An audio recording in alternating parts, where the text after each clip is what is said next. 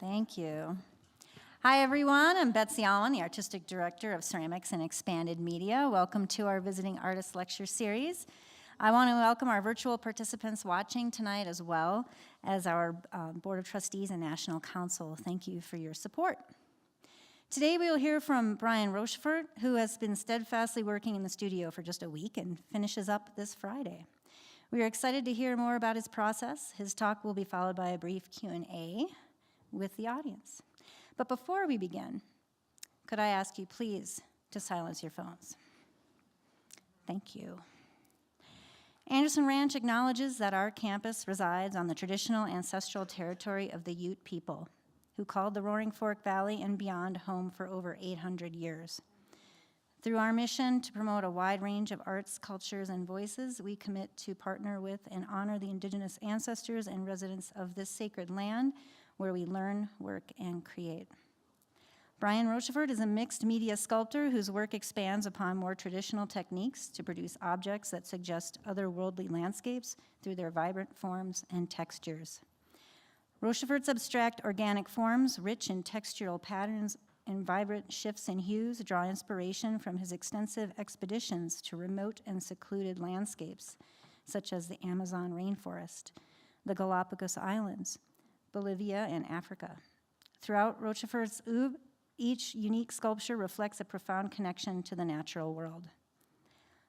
Brian holds a BFA from the Rhode Island School of Design and participated in the Lillian Fellowship residency at the Archie Bray Foundation soon after. Rochefort's first solo museum exhibition, Absorption by the Sun, was exhibited at the Museum of Contemporary Art, Santa Barbara, California in 2019. His work has been featured in museum exhibitions such as Artifices Instables, Stories of Ceramics at Nouveau Musée National de Monaco, Monte Carlo, Monaco, Cool Clay at Crocker Art Museum, Sacramento, California, Regarding George Orr at Boca Raton Museum of Art, Florida, and From Funk to Punk at Everson Museum of Art in New York. He lives and works in Los Angeles, California. Please join me in welcoming Brian to the stage.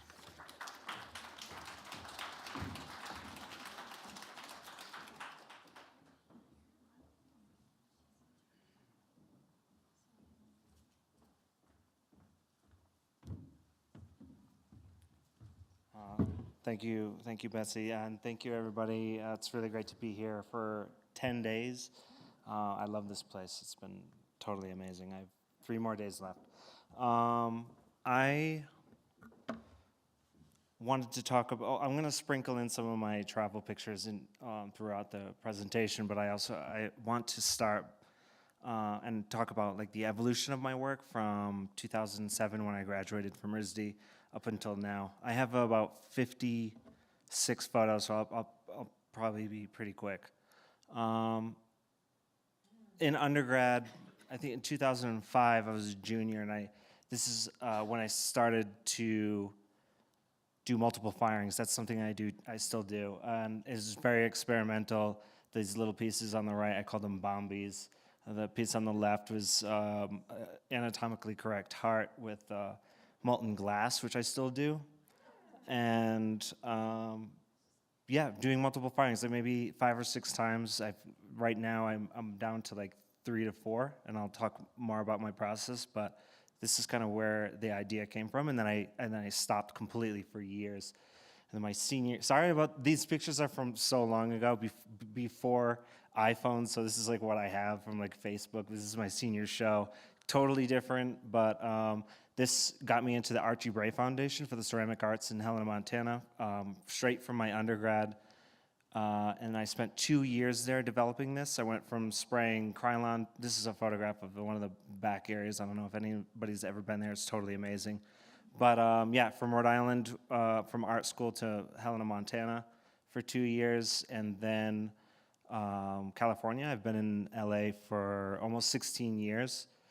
So when I was in Montana, I learned automotive paint, which is kind of an amazing thing.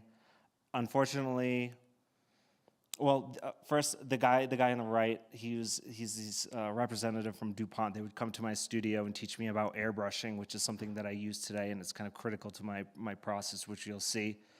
and using kind of toxic automotive paint, which kind of less regulations in Montana. But when I moved to LA, I couldn't really do it so much anymore. So I mean, I practiced that technique for a few years, and then I realized that I could only make 3 to 4 sculptures a year. One, it was really expensive. I didn't have the facility to accommodate urethane paints, so I had this classroom. I was a teacher for about 5.5 years, and I utilized I pretty much tailored the classroom to myself as if it was like a second studio.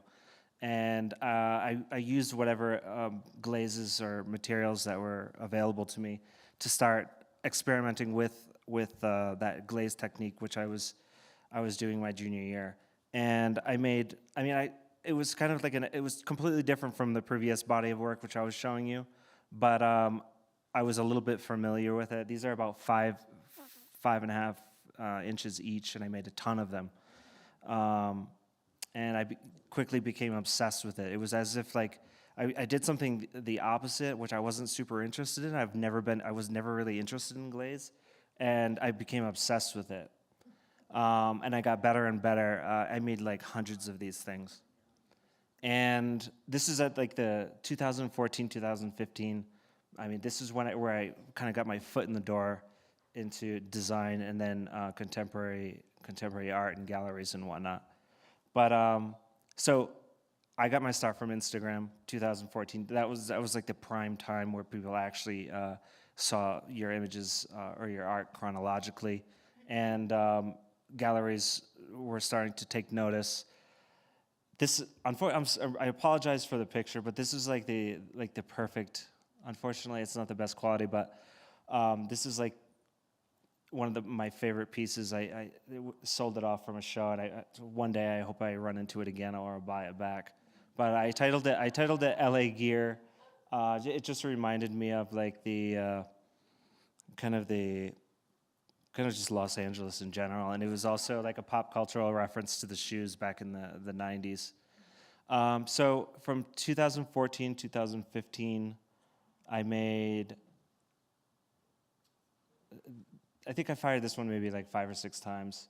And then, sorry about the pictures, but I was discovered by this pretty influential young dealer in New York, in Chelsea, and he had two satellite galleries in Hudson, New York, and it had a lot of street cred. It doesn't look like much, but it was actually pretty amazing. And we sold a ton of them to like some really amazing collectors. So I at this point in my at the infancy of my career, I could have gone into design. I was doing a lot of work for Peter Marino Architects and Christian Dior, and I was getting a lot of offers from major design galleries, and I decided maybe I was actually kind of pushed by some really smart people to maybe consider going into contemporary art and learn the gallery system, and which I did. And I was able to doing design work on the side for like Peter Marino or whatever. I was able to kind of save up money and get a studio. At this time, this is when I started to get momentum, and I was curating shows. The pieces that you can see on the back, those are mine. They started to get a little bit bigger. I was more confident with material. I was starting to develop more glazes. I was learning what can happen and what can't happen. How many times can I fire a piece before it totally turns into mush? I try to keep my... Anyway, this is at a collector's house. It was really cool. This is my first curated project. I've curated maybe 5 or 6 shows. I do that on the side. But anyway. And then I started to place some of my works in private collections. It's always really fun to see my work. I mean, because I was still, thinking about design and whatnot. And then I'm starting to show or see my pieces with like Richard Tuttle or Thomas Hausigo and like some of my heroes. And then I quit my job and I got my studio. I'm still in this place. It's 1,000 square feet. I love it. And that I have one kiln. That's my kiln room. So you'll see, like, I'm kind of a minimalist when it comes to like, I don't have a production studio. it's kind of people are always like, wow, like how the hell how do you make all these pieces with just one kiln? Well, I fire it every day and I go to studio every day. It's kind of like not my job, but it's definitely something I'm good at, and it's definitely I'm super passionate about it. Just some background information: I've been doing ceramics since I was 14, and pretty much every year throughout high school. It sounds kind of cliche to say, like, or cheesy, like I fell in love with it. Well, I really did, and I've been doing it ever since. I didn't think that it would turn into it would turn into a career, but it's been really amazing to experience so many things just from this passion project I had, which is also kind of therapeutic for me. And then, so after I got my studio in 2015, I was still making these small pieces. I'm just going to show you with my hands. They're about this big, very cylindrical, as basic as possible, more like kind of like a canvas for expressive glazing, referencing contemporary non-representational painting and ABEX. And then, so I realized I had a lot of time on my hands being a full-time artist, and this is kind of it was one of the weirdest feelings in the world to quit, to put my 2 weeks in and kind of drive away to my studio and basically have the resources to do whatever. And I had never traveled before. I was sitting with my partner, and I was like, why don't we go on a nice vacation? Let's go somewhere really cool. And I was thinking like the Pacific Northwest or something. And she's like, why don't we go to the Galapagos? I always wanted to go. And I was like, okay. So we went, and it was, this picture is the Sierra Negra crater on Isabella Island. It's the second biggest crater in the world. And at the time, I had no idea that this trip would kind of transform my studio practice and my life, basically. And I remember this day very well. It was right on the equator. It was so hot. I was like hungover, and we're all climbing up to the perimeter of the most beautiful, lush landscape, and thinking of, wow, this is going to have an effect on me. And I'm kind of curious because it was just like this numinous, like transcendental, like wowing thing. So, and I got to swim with like penguins and sharks and this is one of the remotest and protected areas in the world.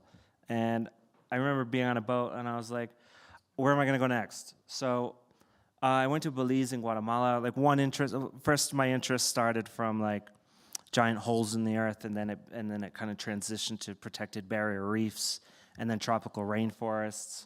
Tropical rainforests are my favorite landscape, and I'll show you more pictures. But in between each trip, I went to maybe like 25, 30 countries, mostly in Latin America and Africa. I developed this body of work, which I call creators. It just kind of stuck. So it was pretty fundamental still. But they were multidimensional. They weren't flat on the bottom. They weren't cylindrical. They weren't. They were more like abstract representations of the things that I would see on these trips. I would take these like really beautiful pictures, and I wouldn't look at these pictures for inspiration. I kind of absorbed a lot of these picturesque landscapes and birds and insects and whatnot, and kind of translated that into like abstract sculpture with heavy glaze. So at this point, I haven't shown them or anything. Pretty fundamental. I apologize for the pictures, but I'm just going to talk quickly about my process. I know everybody's probably interested in how I make them, but the picture on the left is my studio. I work on like 3 or 4 pieces at a time, and it's pretty rudimentary. They're basic shapes, lots of fingerprints. I let them dry out, and I submerge them in these huge tubs of vats of slip mixed with sand and glaze. They dry out, and then I spray them with sand and other materials. And on the right, this is before color. And when the slip dries, it turns into these like beautiful cracks. You can see the difference between the left and the right, where I take away completely the fingerprints. I'm using one of the most malleable materials in art, and I try to remove my hand completely. Then I add underglazes. I'll start with a green. I'll mix like 10 different greens, and I'll go. Gradients are my thing, so I'll start with like a dark green, and I'll mix yellow and more yellow, or a little bit of white, so it goes from dark to light, or maybe a maroon on top, and then I'll start to airbrush at an angle, oranges or split complementary colors. That's finished. Unfortunately, it's not translating very well, but if you want to see like what exactly they look like, if you haven't already seen them in person, they're super detailed and lots of texture. This is my first solo show at Van Doren Waxter on the Lower East Side in New York. I call them Hotspots, the title of the show, and they're all based on previous travels. This piece called Panama.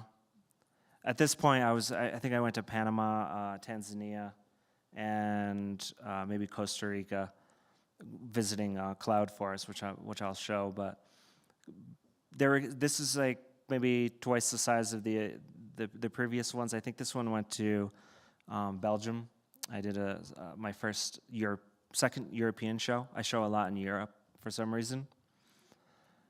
On the left, I'm going to show some more details, but you can see how I layer slips and glaze. I think on the left, if I remember, it's a slip over a crawl glaze, and then I fire it.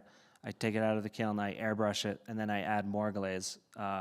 So it's totally saturated from top to bottom. This is after Africa, because I spent a week in Zanzibar, off the coast of Zanzibar on Chumbi Island, which is on a protected barrier reef, and there were these beautiful huge clams that if you got up close to them, they would open up and kind of spit at you. And this is my second show in New York on the Upper East Side, and you can see in the back these wall pieces, which I'll show you. So as they were getting bigger, they were getting more organically getting more like bigger. I didn't want to go from like basketball size to 4 feet tall. I wanted to. The size of the glaze needed to match the scale of the object, the sculpture. Just like if I had an 8-foot canvas, I wouldn't use a 2-inch brush, or I could, but it would have to make sense. So yeah, here's some pictures from Panama. These are tropical cloud forests. I've been to 5. I think they're one of the most magical landscapes out there, because what happens is that the fog creates this crescendo effect, and I've always seen it as how I apply glaze and color. The left is Panama, right next to the Darien Gap. And on the right is the Bolivian Amazon, which probably had the biggest impact on my life, that specific trip, because it was literally in the remotest part of the Amazon. So these are some of the flat pieces. These are about 14 inches wide by 18 inches tall. Wooden frames painted and airbrushed with acrylic. So at first I showed you the little cups. These ones are 3 or 4 times the size. I was throwing them on the wheel, still using the airbrush, multiple firings, but super painterly. They're unlike my other sculptures. I was very specific. I wanted them to I call them paint cans, and they're actually based on that famous picture from Francis Bacon's studio. That's how the idea started. I wanted to create like a table full of like a painter's studio, but have them really composed and beautiful rather than kind of collecting dust. Then I was doing some patterns, which is kind of new. I made a bunch, and with just underglaze and tape. I'm just showing some of my favorite pieces. And these went to London. These are a little bit more tighter patterns. This is my show at Museum of Contemporary Art in Santa Barbara. It was a huge show in 2019. It was like a mini retrospective, and I was like 34. I think, yeah, I was 34. And then a lot of the show went to London. So there's more pictures sprinkled in. You can kind of see on the left, those are two jaguars, which is nearly impossible to spot in Bolivia. I was with one guide, and I could barely communicate with him for 10 days. And he was a local, so he actually grew up in the Amazon, and he had never seen any. He was telling me that he's heard them come close to him, but he's never actually seen them. And it's funny. It's kind of a crazy story. Like the night before, I was hanging out with some of the locals, and we were having a few drinks and whatever. We were up very late, and then I woke up in the middle of the night and I saw this enormous tarantula on right next to my bed, and I didn't really know what to do. I wasn't like super afraid. I was just kind of freaked out, and I was in my boxer shorts. So I put my boots on, and I saw the thing jump, and it crawled across my room behind my bag, and it was raining, and it was like kind of like a movie. I went into the kitchen and I slept on a hammock, and I left a day early. So I was like, no. They're like, what are you doing in the kitchen? I'm like, there's a big bug. Like there's a huge hairy spider in my room, and I'm not going back in. So they got my bags, and I left a day early. And I happened to, and we're floating down the Benny River in a wooden boat, and I heard jaguar, and I was kind of hungover, and I was just like, oh my God, I can't believe it. I was just in Africa, and I got to see the big five, and now here I am. I've been obsessed with these creatures this species for decades, since I was a little kid, and I finally got to see it. And I used that as inspiration for this show with Massimo Di Carlo. That's my European gallery. They have like 4 locations. It's one of my primary galleries. And this was like a huge step for me because they're very influential and powerful. And it was kind of like the first time where I had all of the experience. My work has gotten a lot better. I was very confident, basically, and I used myself for scale. Pictures don't really translate very well, but that's how big they are. Here's the pattern pieces. I did a residency in Mexico for 4 weeks at Ceramica Sudo. I wanted to do something different like this. It was completely different from this residency, but I went into it without any kind of notion of what I was going to do until I actually got there. And you can see me standing on just tons of industrial molds. I mean, there were literally thousands of them in this warehouse, and nobody was using them. So I decided to search through them with a couple of the warehouse workers, found some interesting casts, cut them up, composed them, put them back together, and added some texture and turned them into like a hybrid, organic and industrial. That's kind of what I mean. It was, and then it was shown in a museum for I think 2 months at Orozco's former studio, and I think I matched the color to his huge mural up there.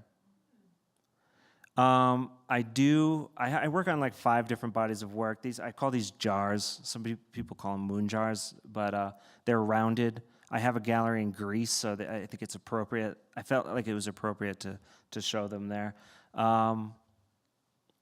similar to how I glaze my sculptures. They're pretty saturated. They're directional. Not really brush strokes because I'm starting off with so much texture, and planetary. Some of my influences are not just other artists.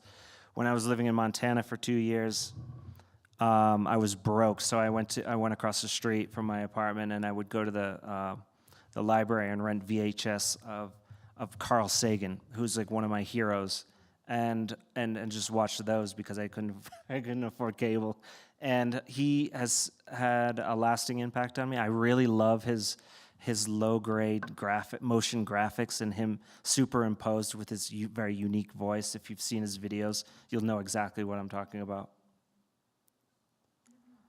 This is one of my favorite pieces that I made earlier this year when I got back from Taiwan, I'm pretty sure.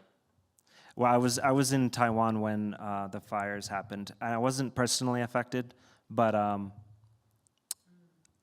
don't know. I felt like this was a good piece to show for that time period because it looks so broken and it looks like it comes from hell.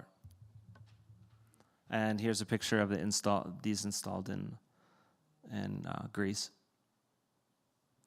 I didn't really want to show this, but some of the residents were interested. I did a huge project with LVMH and Berluti with the designer Chris Van Ash, who's hugely influential in the fashion world.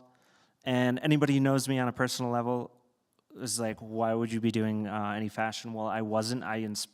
He used my work for inspiration, and I didn't realize how big of a project it would be.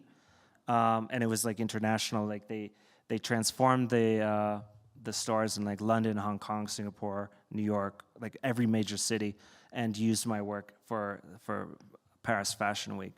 And it's kind of interesting to go from working in studio isolated by myself to doing something where it was like published in like every magazine, like GQ and Vogue and New York Times. And I want to reiterate, like I had no idea walking into it, even though I got guidance from people in Los Angeles. Like when it came out, my friends were sending me pictures because they would spot my stuff on like SNL with like Tyga, the rapper, or like Machine Gun Kelly, and I was in my shirt was used in a McDonald's commercial with BTS, the super famous K-pop. So I have friends all over the world who are just like sending me these pictures, and they're like, "Dude, I just saw." Anyway, it's really cool. Yeah, it is really funny, but it's uncharacteristic of me to like. I would never try to do this myself. I was just approached, and they did a collab with Barbie, which is hilarious. Anyway, back to my work. Sorry, it's not getting the detail, but I title my pieces after places that I have been to, or lodges, birds, especially birds. I don't get a lot of color inspiration from the trips. I mean, when you're in a tropical rainforest, you mostly see green, unless you're really looking at birds or frogs. I mean, I'm not there to count insects or anything, but I do take the photography very seriously. And my whole idea was to use, I mean, sometimes I'll look at birds for inspiration, I'm not gonna lie, but usually I just choose one color and then use spray gradients and then move forward. I have no idea how these things are gonna turn out until step 2 when I take it out of the kiln, and I react to what happens, and then I apply more glaze, and then I fire it again, so on and so forth, until it's completely finished. And I think this is like pretty much how like a painter would paint, an abstract painter would work on a canvas, except I use a kiln in between each layer. So there's like a basis, there's foreground, there's it's not a totally additive and subtractive process. You can see in the front where I would put like a huge chunk of glaze, and then it would fall off and rip. So there's a ton of control. This isn't super experimental. I pretty much know kind of what's going to happen. But the beauty about ceramics is that once you put it into the kiln, you surrender it to like 2,000 degrees. that's what makes ceramics so fun. That's what makes people fall in love with it. Or quit, because it is a notoriously difficult material. This is one of my most important shows at Blum and Poe before they closed in 2021. 2019 to 2021. When I was putting this together, I was like, oh my God, I was doing so much, and with my one kiln, and I had an assistant, but it was the first time that I showed these large sculptures in Los Angeles, and it was a group show, and it was really beautiful. This is probably technically one of my prettiest shows. It was right in the heart of Milan at a palazzo, and it was in the thick of COVID, and Italy got hit really, really hard. And I was allowed, my gallery had some weird deal with the government where they came up with some paperwork so I could go there for 52 hours maximum. And it was completely surreal. I was still traveling. Like I went to Bora Bora and like Colombia and like all these places, but Europe at the time was so heavily locked down. And I needed to see this show because I had seen pictures of this space. It is so unique and it's just pretty extraordinary. On the right, there's this. I make these. I call them cabinets, or grounding techniques, and it's solid maple frames that I spray with acrylic, and each cabinet or unit has 35 small pieces. I think this is the only one I have pictured, but I've made quite a few, 7 or 8 of them. Okay, so 20. I'm skipping ahead a couple of years.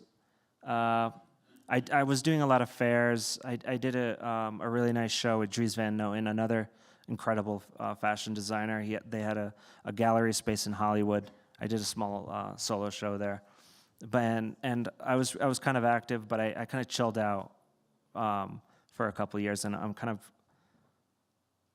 that's my dog. I didn't travel for a while because of him. It's very difficult to just leave him at a pet hotel. There's my studio on the right. At this time, I think it was early 2024, where I was approached by Sean Kelly Gallery, which has been amazing to work with. And they offered me my first real show, solo exhibition in LA, which happened in October 2024. These are some details. Yeah, for some reason they're not translating very well, but these are my more monochromatic works, but it might appear green or black, but that's actually on the right is like an incredibly dark blue with an olive earthy tone, and it was the first time I ever used an exposed stoneware underneath a crawl glaze. And I wanted to stick with mostly black. There is blue pigment mixed in there, but it's hard to see from the photograph. And on the left, I introduced a new technique, which I've been using here, using a hopper gun, spraying a mud mixed with lots of sand. And that gives, it cakes the ceramic with a beautiful, uniform texture. And at this time, while I was preparing for my first LA show, I was introducing new colors. So on the far left, one of my favorite pieces I've ever made, I was introducing an olive color. And when it seems like so minuscule that when I introduce like a new technique or a new color, or sometimes I'll discover a new glaze, it completely transforms the direction of my studio. So when I have a new color and a new technique, it means like the next 20 pieces are going to be different. And that's pretty much what I'm trying to illustrate, that it happens over time. And it has to happen organically for me. It can't be forced. This is a show in LA. We worked with the architecture. We cut out holes. Well, not holes, but different sections.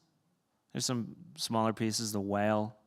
It looked like sometimes I was just like, if I'm titling a show, if I'm on an airplane and I'm watching a movie like Interstellar or something, I'll title every piece based on the like whatever, you know, or whatever it reminds me of. Fly ash is basically a reference to anagama firing or wood firing. Here's a more subtler piece for the Hammer Museum, and I'm wrapping up. This is one of my favorite pieces. I feel like if Carl Sagan kind of materialized in my studio, like he would have picked this one. He would have been like, he would have like coalesced or something. But this is definitely, like, it has every aspect of all of the techniques that I've learned in the past. The color palette that I love, and the airbrushing and directionality of glaze and airbrushing and linear qualities on a super kind of surface only broken sculpture. This is a Hammer Museum. This is up right now. Made in LA Biennial. I have 12 huge pieces. These are the only pictures I have of the interior volume space. It's completely different from the exterior. I am using a lot of glass and shiny glazes. So I usually pick blue or red. One, because of the protected barrier reefs that I had been visiting for years, lots of them, or volcanoes like in like Nicaragua. Some people think it looks like blood and other bodily fluids, but I call it lava. So each piece I usually pick a blue or a red. So the insides of each sculpture are addressed, and the chunks on the interior, if the piece is if the glaze from the top of a sculpture falls off in a kiln, I collect them and I reintroduce it into the inside space. So basically, nothing like anything that comes into my studio is never really thrown out. That's kind of like one of my rules. Sometimes I edit out a sculpture, but I don't throw away clay. I just put it right back into the surface. And this is the Hammer Show. This is what I've been making. It's pretty experimental. I wanted to do slabs, and I wanted to use my hopper gun. And then they're kind of beautiful. I haven't glazed any yet, but they all came out exactly like this, sprayed with porcelain and sand. And I had an idea. I had visited White Sands, New Mexico last year, and I really think that's one of the most beautiful places I've ever been. And I like, not bragging, I've been to some of the most spectacular natural wonders of the world, and this place is 45-minute flight from Los Angeles. And once you go past the entrance with all the kids playing, and you walk into this, it's totally otherworldly and an alien, and I can't wait to go back. So the sand dunes, I've been to like the Sahara and Death Valley. I haven't had anything specific that I wanted to use in my studio, so I came here and I tried to kind of translate that. But right now it's so basic, and I feel like part of the reason why I wanted to come here is to figure out which new tool that I could use here and bring it back to my studio. And that's it.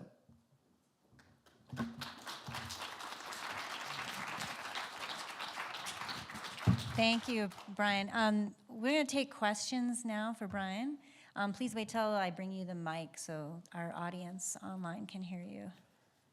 Anyone have a question? Okay. Where do you live in LA? El Sereno, right next to Pasadena. Okay, all right. My studio is there. Yeah.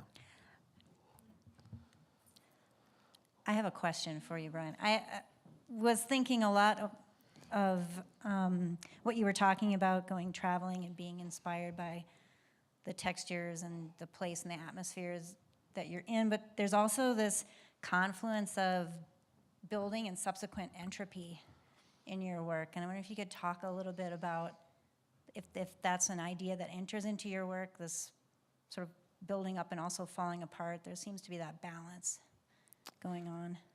Yeah, so